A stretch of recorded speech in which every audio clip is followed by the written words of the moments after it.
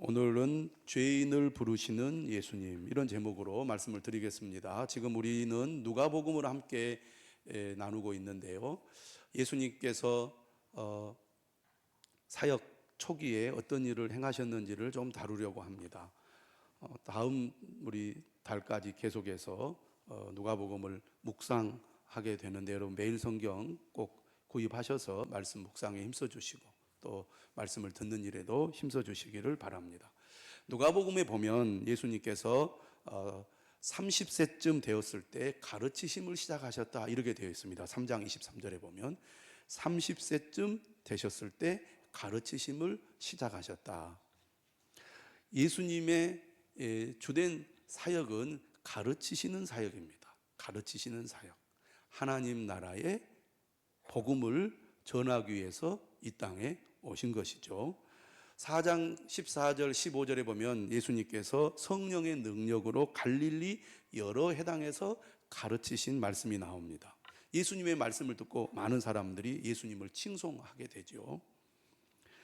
예수님이 특별히 갈릴리 지방 가운데서도 예수님의 활동의 주 무대로 삼은 곳이 바로 가버나움입니다. 이 가버나움에서 병자를 고치시고 말씀을 전하셨을 때 사람들이 예수님을 붙잡습니다. 매우 적극적인 거죠. 예수님 다른 데 가지 마시고 여기에서 우리에게 말씀을 더 전해주시고 우리의 문제를 좀 해결해 주십시오라고 요청을 하자 예수님이 하신 말씀이 나옵니다.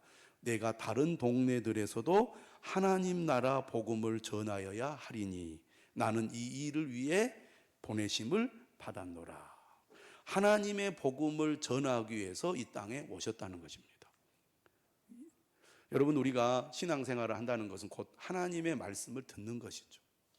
예배를 드린다는 것도 뭘 의미하느냐? 말씀을 듣기 위해서 모인 것을 의미합니다. 개신교 예배의 특징은 바로 말씀에 있습니다. 우리가 신앙생활을 열심히 하는 목적, 구원을 받기 위해서입니다. 하나님의 은혜 아래 거하여 천국에 가기 위해서죠. 이 믿음을 우리가 지키기 위해서 가장 중요한 것이 하나님의 말씀을 듣는 것입니다. 그래서 말씀을 가까이 하면 믿음이 그만큼 강해지고 말씀을 멀리하면 믿음이 약해지게 되어 있습니다. 우리는 하나님의 말씀을 듣고 믿음으로 구원을 받기 때문입니다. 예수님은 가는 곳마다 하나님의 말씀을 전하셨죠. 그러는 가운데 게네사렛 호수가에 예수님이 가게 되었습니다. 게네사렛 호수는 갈릴리 호수의 다른 이름이죠. 이때 누가 이 바닷가에 있었느냐? 시몬 베드로가 이 호숫가에 있었습니다. 뭘 하고 있었느냐? 밤새 물고기를 잡았는데 한 마리도 잡지를 못한 겁니다. 그리고 이제 이 일을 마치고 쉬러 들어가기 위해서 그물을 씻고 있었습니다. 근데 예수님이 이 시몬 베드로의 배에 올라가신 거죠. 왜 시몬 베드로의 배에 올라가셨습니까?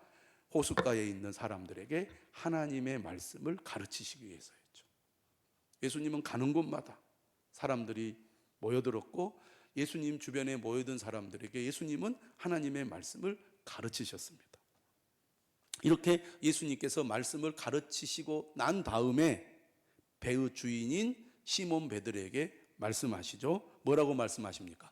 깊은 데로 가서 그물을 내려 고기를 잡으라. 깊은 데로 가서 그물을 내려 고기를 잡으라. 여러분, 시몬 베드로는 사실 빨리 그물을 씻고 집에 들어가서 쉬려고 했을지 모릅니다. 그렇죠? 얼마나 피곤했겠습니까? 밤새 물고기를 잡았는데 한 마리도 못 잡았으니까 아마 피곤이 배가 되었을 것입니다. 고기를 많이 잡았다면 덜 피곤했을지도 모릅니다. 그런데 한 마리도 잡지 못했으니까 얼마나 피곤했겠어요.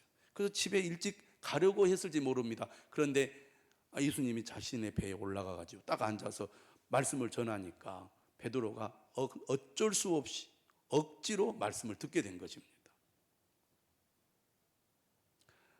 이처럼 우리가 자발적으로 교회에 와서 예배를 드리고 말씀을 들어도 은혜가 되지만 어쩔 수 없이 억지로라도 하나님 앞에 나와서 귀를 열어 말씀을 들으면 그 말씀이 우리에게 은혜가 되고 능력이 될 수 있다는 얘기입니다. 만약에 예수님의 말씀을 듣지 않았다면 베드로는 예수님의 요청을 거부했을지 모릅니다. 근데 말씀을 듣고 보니까 예수님의 말씀이 마음에 와닿은 거죠. 그래서 깊은 데로 가서 그물을 내려 고기를 잡으라. 이렇게 예수님이 말씀하자 베드로가 뭐라고 말합니까? 선생님, 우리가 밤이 새도록 수고하였으되 잡은 것이 없지만 말씀에 의지하여 내가 그물을 내리리이다. 하나님의 말씀을 제대로 들으면 이렇게 반응하게 되어 있습니다. 밤새도록 수고하였으되 잡은 것이 없지만은 말씀에 의지하여 내가 그물을 내리리이다. 여러분 한번 생각을 해보세요. 베드로가 어부잖아요. 전문가입니다. 예수님은 어부가 아니었어요. 그 다음에 이 갈릴리 호수는 베드로가 지금까지 어부 생활하면서 늘 물고기를 잡던 곳입니다. 누구보다 이 갈릴리 호수를 잘 알아요. 그리고 밤이 새도록 수고했지만은 한 마리도 못 잡았어요. 그런데 예수님이 깊은 데로 가서 그물을 던져라? 상식적으로 생각해 볼 때, 경험적으로 생각해 볼 때 예수님 말씀을 따르기가 쉽지 않습니다. 예수님, 그건 아니지요. 예수님 잘 모르고 하신 말씀입니다. 그리고 내 입장을 전혀 예수님 고려하지 않으시네요. 다음에 하겠습니다. 예수님의 말씀을 내가 받아들이기 어렵습니다. 이렇게 하겠잖아요. 일반적인 상식이라면. 그런데 그렇지 않았다는 거예요. 말씀에 의지하여 내가 그물을 내리리이다. 하나님의 은혜를 받으려면 우리가 어떤 마음의 자세를 가져야 됩니까? 내 생각, 내 경험을 내려놓고 주님의 말씀에 귀를 기울여야 우리가 하나님의 은혜를 받을 수가 있습니다. 예수님의 말씀에 판단하고 비판하는 것이 아니라 하나님의 아들이 하시는 말씀을 내 생각이나 경험보다 더 옳다고 믿고 따르는 믿음의 자세, 이것이 중요하다는 것을 여기서 가르쳐 줍니다. 그래서 정말 예수님의 말씀에 순종하여 그물을 던졌더니 어떤 일이 벌어졌습니까? 얼마나 고기가 많이 잡히든지 그물이 찢어진다고 그랬어요. 찢어진다고. 그러니까 이 베드로가 누구에게 도움을 요청합니까? 야고보와 요한에게 도움을 요청해요. 그 옆에 있는 이제 이 배에 있는 사람들이었죠. 그래서 그들이 이 물고기를 잡아가지고 이제 배에 끌어올리는데 두 배에 가득 채워서 잠길 정도가 되었다고 성경은 기록하고 있습니다. 그러니까 자신의 경험이나 자신의 지식을 따르지 않고 예수님의 말씀에 순종했더니 자신의 능력과 경험을 훨씬 뛰어넘는 결과를 얻게 된 겁니다. 그때에야 베드로가 예수님 앞에 엎드려서 뭐라고 말합니까? 따라서 합시다. 주여 나를 떠나소서. 나는 죄인이로소이다. 진짜 주님을 만나면, 주님의 은혜를 경험하면 나오는 반응이 뭡니까? 나는 죄인입니다 라는 고백이라는 거죠. 베드로가 예수님의 말씀에 순종하면서도 한편으로는 내가 전문가인데, 내가 잘하는데, 내가 밤새 수고했는데, 아무리 예수님이시지만 좀 아닌 것 아닌가? 이렇게 생각했을지 모릅니다.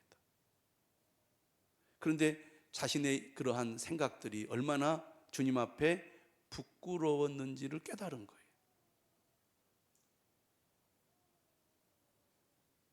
주여 나를 떠나소서. 나는 죄인이로소이다. 여러분, 어떤 사람에게 하나님의 은혜가 임하고 어떤 사람을 주님은 부르십니까? 나는 죄인입니다 라고 고백하는 사람을 주님은 부르신다는 것입니다. 나는 잘못한 것이 없는데, 나는 의로운데, 나는 선한데, 나는 주님의 구원이 필요 없는데, 이런 사람들에게는 주님이 임하시지 않는다는 얘기입니다. 예수님이 부르시죠. 베드로에게 이렇게 말합니다. 이제 후로는 네가 사람을 취하리라. 사람을 취하리라 이런 말은 사람을 사로잡으리라 이런 말입니다. 그래서 예수님은 그를 제자로 부르신 겁니다. 어떻게 했습니까? 베드로와 야고보와 요한은 배들을 육지에 대고 모든 것을 버려두고 예수님을 따랐습니다. 모든 것을 버려두고 예수님을 따랐다는 것은 그동안 그들이 삶의 터전으로 생각했던 이 어부의 일을 그만두었다는 얘기입니다. 여러분, 믿음의 길이란 이처럼 확실한 방향 전환을 의미합니다. 지금까지 살아왔던 내 삶의 방식을 내려놓고 이제는 온전히 예수님을 따르는 일로 가겠습니다. 이게 신앙의 길이라는 것이죠. 5장 17절에 보면 예수님이 하루는 말씀을 또 가르치실 때 사람들이 예수님께로 막 모여들었습니다. 이때 사람들이 중풍병자 한 사람을 예수님께로 데리고 오는데 예수님께로 가까이 접근시킬 수가 없었어요. 그래서 그들이 택한 것이 뭐냐면 지붕에 올라가서 기아를 뜯고 지붕을 뜯은 다음에 이 침상채 이 중풍병자를 내려놓는 것이었습니다. 그렇게 그들은 성공에 이르게 되지요. 예수님 뭐라고 얘기합니까? 그들의 믿음을 보시고 이렇게 얘기합니다. 따라서 합시다. 이 사람아, 내 죄사함을 받았느니라. 자, 예수님께서 죄사함을 선포하는 말씀을 하셨어요. 그러자 서기관들과 바리새인들이 예수님의 이 말씀을 듣고 이렇게 속으로 생각합니다. 이 신성 모독하는 자가 누구냐? 오직 하나님 외에 누가 능히 죄를 사하겠느냐? 무슨 얘기입니까? 죄 사하는 권세는 오직 하나님뿐이라는 것입니다. 그런데 지금 예수님이 그런 소리를 한 거예요. 그래서 그들은 속으로 반발을 했습니다.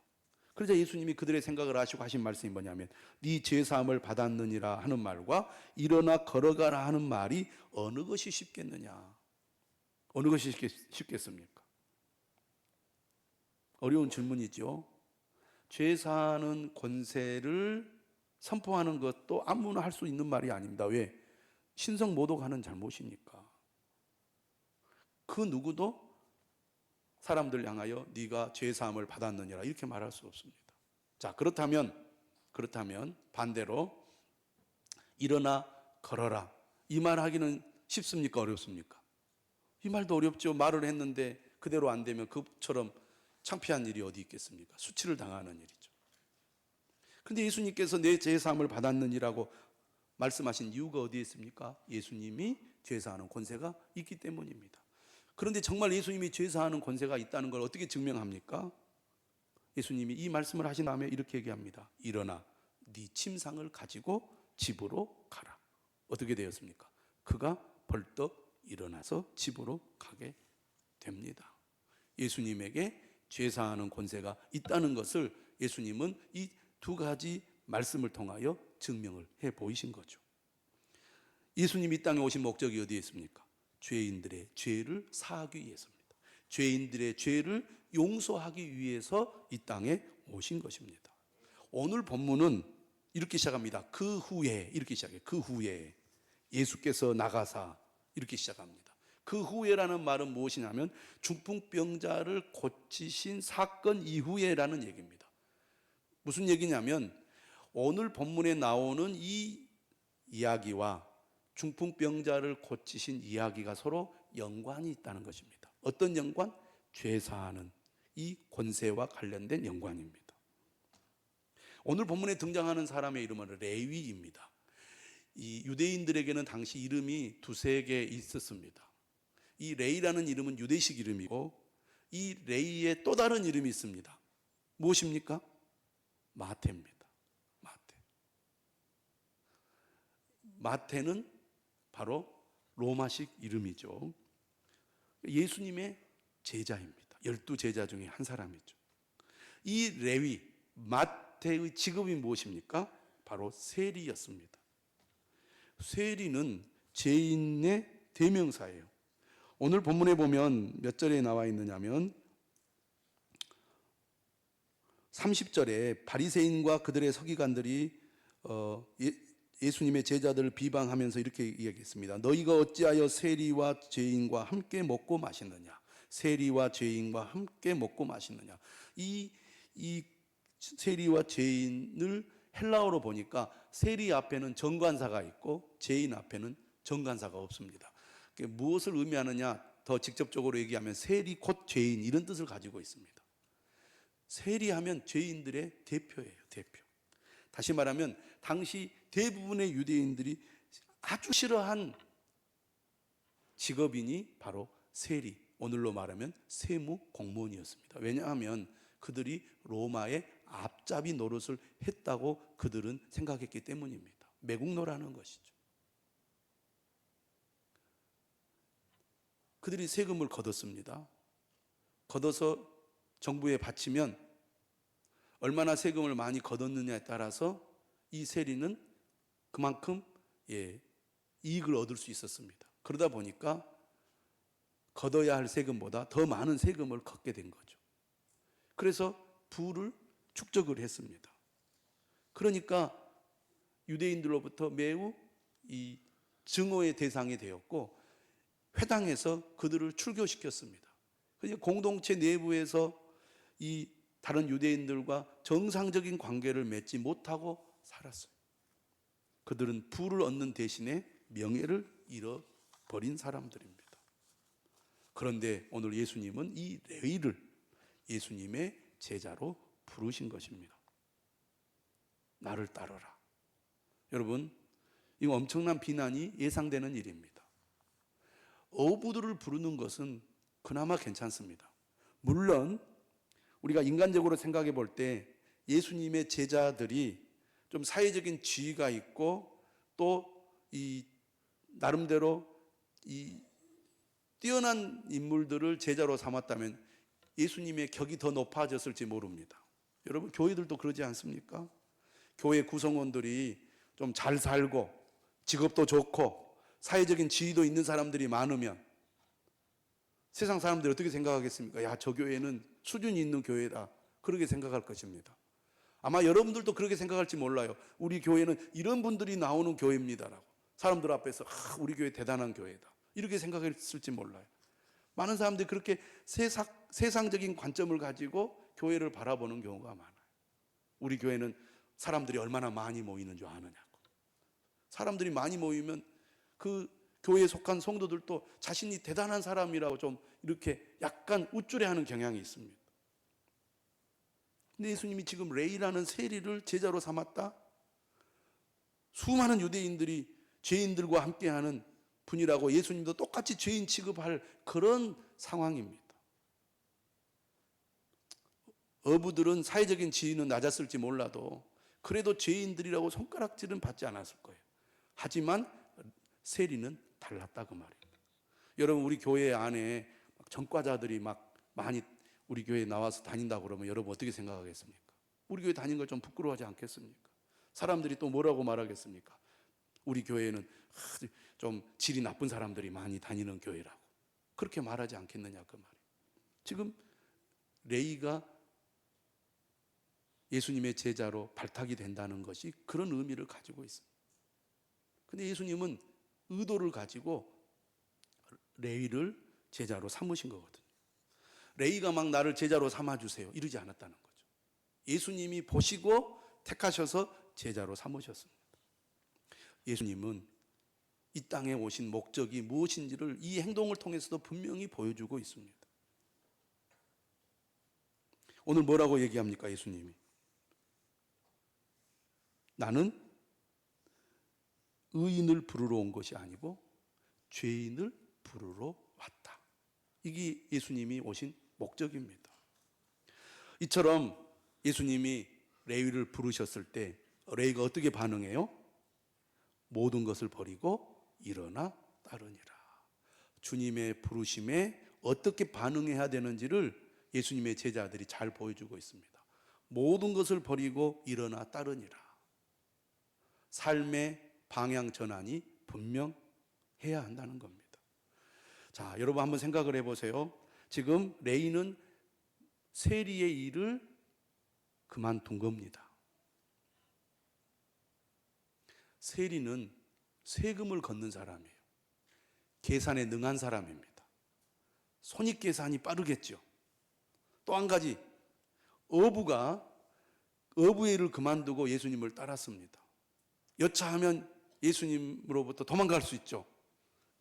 제자 그만하겠다고 중단할 수 있잖아요. 돌아가면 다시 어부를 할 수 있습니까? 없습니까? 있어요, 없어요? 할 수 있죠. 베드로가 예수님 부활 후에 다시 갈릴리로 가서 물고기 잡잖아요. 그런데 세리가 그만두고 예수님을 따랐습니다. 다시 세리할 수 있을까요? 없을까요? 없겠죠. 그만두고 나갔는데 다시 받아주겠습니까? 그만큼 예수님의 제자가 되겠다고 결단하는 건 역시 쉬운 일이 아니었을 것입니다. 근데 그가 모든 것을 버리고 예수님을 따른 이유가 어디에 있습니까? 그는 자신이 죄인임을 알았기 때문입니다. 그는 돈을 많이 벌었을지 몰라도 사람들로부터, 자기의 동족으로부터 늘 비난을 받고 그들의 눈초리가 얼마나 싸늘했겠습니까? 얼마나 증오의 눈으로 그를 바라보았겠습니까? 그것이 마음이 편하지 않았을 것입니다. 그런데 사람이요, 한번 어떤 일에 발을 들이면 그 길에서, 그 일에서 발을 떼기가 쉽지 않습니다. 어떻게 해서 세리가 되었는지 모르겠지만 그 일을 벗어나기가 사실 쉽지 않았을 거예요. 그 일을 그만두고 무슨 일을 하겠습니까? 세리했던 사람에게 누가 다른 일을 맡기겠습니까? 그 역시 결단하기 쉽지 않았을 거예요. 그런데 예수님이 자신을 제자로 불러주셨어요. 나 같은 죄인, 사람들로부터 다 비난을 받는 그런 형편없는 나를 주님이, 하나님의 아들이, 수많은 사람들로부터 지지를 받고 있는 예수님이 자신을 불러주신 것에 너무 감동하고 감격했던 것 같습니다. 그래서 그는 예수님의 부르심에 응했습니다. 뿐만 아니라 돈을 쫓는 것보다 예수님을 따르는 것이 더 가치 있다는 것을 그는 깨달았겠죠. 내가 세리의 일을 계속하면 돈은 많이 벌어 부자가 될지는 모르지만 이것이 진정한 영원한 가치가 있는 일이 아니구나. 하나님의 아들이신 예수님을 따르는 것이야말로 진정한 가치가 있구나라는 것을 이 레위는 깨달았던 것 같습니다. 그래서 예수님을 영접했어요. 그리고 예수님의 부르심에 그는 감동을 했던 것입니다. 제자가 된다는 것은 이처럼 확실한 변화, 돌아섬을 의미합니다. 방향 전환을 의미하는 것이죠. 그때 하나님의 은혜가 임하게 되는 겁니다. 이렇게 예수님을 만나서 제자로 결단한 이 레위가 제일 먼저 뭘 하냐면 예수님을 위해서 큰 잔치를 열었습니다. 큰 잔치를 열었다는 것은 그가 그만큼 부자였다는 얘기고, 또 예수님이 자신에게 베푸신 은혜가 너무 감격스러워서 예수님을 위해서 정말 좋은 것을 해드리고 싶은 마음이 일어났기 때문입니다. 우리가 정말 은혜를 받으면 주님을 위해서 헌신하고 주님을 위해서 내 모든 것을 다 드려도 아깝지가 않게 되는 거죠. 또 한 가지는 자신들 주변의 세리들은 공동체 내부에서 같이 어울리지 못하기 때문에 하나님의 말씀을 들을 수 있는 기회조차 없었을 것입니다. 회당에도 나가지를 못했단 말이에요. 그런데 자기가 큰 잔치를 열면 이 친구들이 예수님의 말씀을 들을 수 있겠다라고 생각을 한 거예요. 다른 죄인들을 초대해서 예수님의 말씀을 듣게 하기 위하여 큰 잔치를 연 것입니다. 그랬더니 오늘 본문에 바리새인과 서기관들이 예수님이 하는 일을 지켜보고 비판을 한 거죠. 뭐라고 비판을 합니까? 30절에 보면 그 제자들을 비방하여 이르되 너희가 어찌하여 세리와 죄인과 함께 먹고 마시느냐. 복음서에 등장하는 이 바리새인과 서기관들은 오늘로 치면 유튜버들과 비슷한 것 같아요. 유튜버들 자기들의 목적을 위해서 막 사람을 쫓아다니면서 추적을 하는 거죠. 그래서 흠집을 찾아내서 막 고발하는 그런 유튜버처럼 오늘 바리새인과 서기관들은 예수님이 어떤 말을 하는지 어떤 행동을 하는지를 늘 지켜보고 있다가 마침 이 세리의 집에서 예수님이 하시는 행동을 보고 비난을 한 겁니다. 이 바리새인과 서기관들은 어떤 사람들이냐? 하나님의 아들이 와서 하나님의 말씀을 전해도 하나님의 말씀이라고 깨닫지도 못할 뿐만 아니라 그 말씀을 판단하고 비판하는 데만 관심이 있고, 그들은 하나님의 말씀을 잘한다고 자부하면서 하나님의 말씀을 사람들에게 전하여 죄인들을 구원하고자 하기보다는 그 말씀을 가지고 다른 사람을 정죄하는 데만 관심이 있었습니다. 그러나 주님은 달랐어요. 오늘 예수님 뭐라고 말합니까? 건강한 자에게는 의사가 쓸데없고 병든 자에게라야 쓸데있나니. 의사는 환자들을 고치기 위해서 존재합니다. 마찬가지로 예수님 이렇게 말하죠. 내가 의인을 부르러 온 것이 아니요 죄인을 불러 회개시키러 왔노라. 예수님의 마음에는 어떤 마음이 있었느냐? 죄인을 긍휼히 여기는 마음이 있었습니다. 불쌍히 여기는 마음이 있었다는 겁니다. 이게 주님의 마음이에요. 우리는 사람들을 볼 때 판단하려고 할 때가 많습니다. 정죄하려고 할 때가 많습니다. 하나님의 말씀을 알면 알수록 우리는 주님의 마음을 닮아서 고난 가운데 있는 사람들, 어려움 가운데 있는 사람들, 힘든 사람들을 불쌍히 여겨서 그들을 돕고 위로하고 그들을 세우려고 하기보다는 하나님의 말씀의 잣대를 가지고 이 사람은 이렇게 잘못했고 저 사람은 저렇게 잘못했어 라고 정죄하고 판단하려는 경향이 있습니다. 그러나 주님은 그런 분이 아니시다는 거죠. 죄인들을 불쌍히 여기고 죄인들을 품고 그들을 용서하고 그들을 위로하고 그들을 살리는 데 관심이 있는 분이라는 것입니다. 저는 여러분들도 이 예수님의 마음을 닮아서 사람들을 향하여 긍휼의 마음, 용서의 마음, 사랑의 마음을 가질 수 있기를 주님의 이름으로 축원합니다. 은혜를 받을수록 그런 마음을 가져야 된다 그 말입니다. 그런데 바리새인과 서기관들은 비난과 정죄만 하려고 했다는 것입니다. 예수님 이렇게 말하죠. 내가 의인을 부르러 온 것이 아니요 죄인을 불러 회개시키러 왔노라. 이 말을 들을 때 바리새인과 서기관들은 자신들은 의인이지 죄인이 아니라고 생각을 했을 것입니다.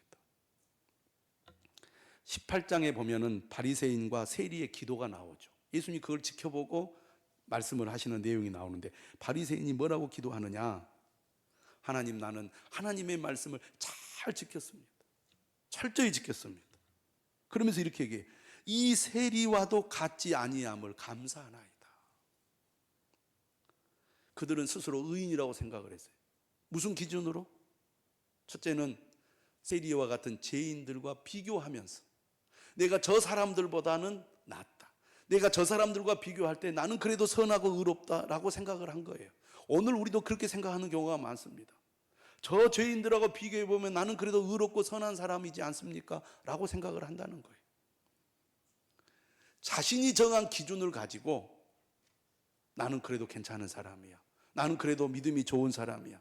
나는 하나님이 의롭다고 인정할 만한 사람이야 라고 스스로를 판단하는 경우가 많은데 그것은 내 기준이지 하나님의 기준이 아니라는 것입니다. 하나님의 말씀을 알면 알수록 우리는 어떤 사람이 됩니까? 베드로처럼 나는 죄인이로소이다 라고 고백하게 된다는 것입니다. 하나님의 기준에 볼 때 그 누구도 하나님의 기준에 합당한 사람이 없다는 거예요. 하나님, 나는 죄인입니다. 내가 구원받기 위하여 내가 할 수 있는 것은 아무것도 없습니다. 이것이 믿음의 출발이죠. 세리가 뭐라고 기도합니까? 가슴을 치면서 이렇게 기도해요. 따라서 합시다. 하나님이여 불쌍히 여기소서. 나는 죄인이로소이다.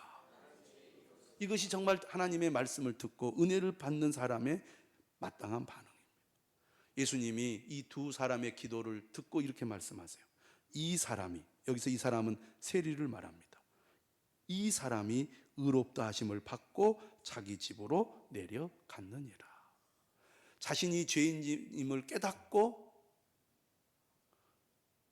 죄를 고백하고 회개하는 자가 하나님의 구원을 받게 된다는 것입니다. 그런데 오늘 바리새인과 서기관들은 자신들이 죄인임을 깨닫지 못했어요. 오히려 의인이라고 생각했습니다. 예수님의 말씀을 들으려고 하기보다는 오히려 판단하고 정죄하려고만 했다는 것입니다.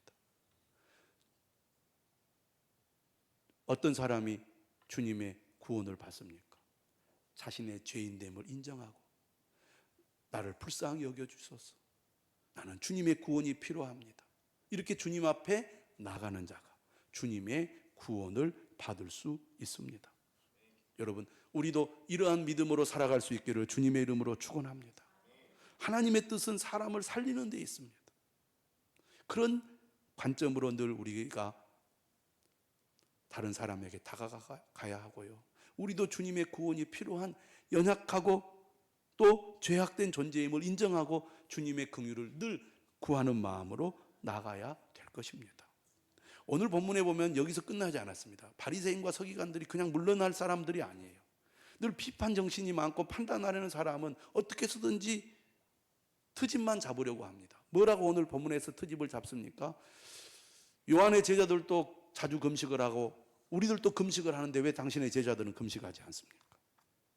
예수님이 금식을 부정하지 않습니다. 예수님도 사역을 시작하면서 40일간 금식하신 분이에요. 그런데 예수님 오늘 뭐라고 얘기합니까? 중요한 얘기를 해요. 혼인집 손님들이 신랑과 함께 있을 때 너희가 그 손님으로 금식하게 할 수 있느냐? 주님이 베푸시는 구원의 본질은 기쁨이고 잔치라는 거예요. 여러분, 죄인이 구원받았을 때 하나님이 얼마나 기뻐하십니까? 한 명이 구원받았을 때 하늘에서 기뻐하신다고 그랬어요. 여러분, 어떤 사람이 죄 가운데서 벗어나 주님께로 나와 예수님을 믿고 하나님의 자녀가 된 것, 이것처럼 기쁘고 감사한 일이 어디 있겠습니까? 나를 구원해 주신 하나님의 은혜가 얼마나 크고 감사합니까? 금식은 기본적으로 애통함을 의미하죠. 물론 죄를 회개할 때 애통함이 필요하지만 구원의 본질은 기쁨이고 감사하고 잔치입니다. 여러분, 하나님이 죄인인 우리를 용서하시고 구원해 주셨습니다. 이처럼 기쁘고 감사한 일이 없다 그 말입니다. 그래서 우리는 구원받은 자로서 하나님의 은혜에 늘 감사하고 늘 잔치를 열어야 될 줄로 믿습니다. 예배는 바로 이 구원의 잔치를 여는 것입니다. 나 같은 죄인 구원해 주신 하나님의 은혜가 감사합니다. 그 하나님의 은혜를 기뻐하며 찬양합니다. 그게 예배지요. 그래서 우리는 하나님 앞에 나와서 예배 드릴 때마다 막 울상을 막 하고 인상을 찌푸리면서 그렇게 심각하게 예배를 드리기보다는 하나님, 나 같은 죄인을 용서해 주셔서 감사합니다. 그런 기쁨과 감사가 있는 예배가 되어야 할 줄로 믿습니다. 그런 마음이 있을 때 우리가 다른 사람을 향해서도 감사합니다, 괜찮습니다, 사랑합니다, 하나님이 도와주실 것입니다, 이런 마음으로 우리가 다른 사람들도 맞이하지 않겠습니까? 사랑하는 여러분, 우리를 사랑하시는 그 하나님의 놀라운 은혜와 사랑 기뻐하면서 긍휼을 실천하는 저와 여러분들이 되시기를 주님의 이름으로 축원합니다.